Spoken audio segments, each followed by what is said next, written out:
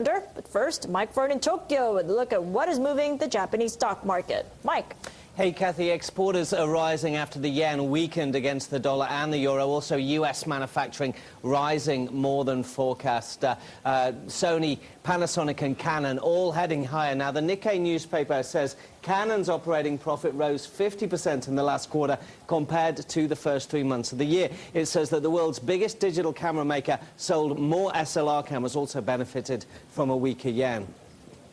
Commodity stocks rising today. Copper jumping by the most in 5 weeks. That's helping Sumitomo Metal Mining, the biggest copper smelter in Japan, up 5.2%. Also, oil up the most in 3 weeks. We're seeing gains from Impex and Japan Petroleum, the country's two biggest oil explorers. Also, trading company Mitsubishi heading higher by 5.25%.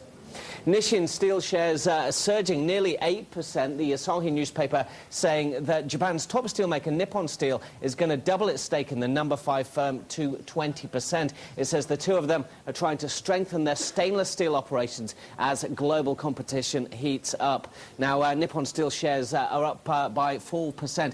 JFE holdings up 2.7%. Now, the Nikkei News says that JFE is unlikely to restart two blast furnaces this year unless demand recovers more than it has forecast. JFE, Japan's second biggest steelmaker. Bridgestone shares up more than 6%. In fact, right now, up more than 7%, 7.1% higher. Mizuho upgrading that stock to a strong buy. UBS raising it to a buy. Earlier in the week, Goldman Sachs started covering tyre makers. It likes Sumitomo Rubber, which is up by 3.4% at the moment. It says sales may rise next year as drivers replace tyres, and it says that Sumitomo's share price doesn't reflect that heightened revenue.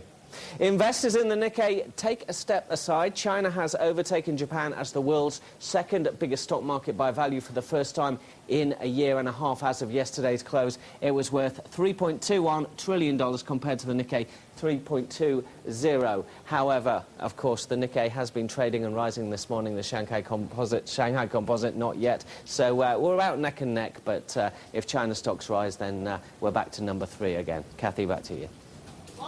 We'll know in a couple of minutes there. Thank you so much for joining us, Mike.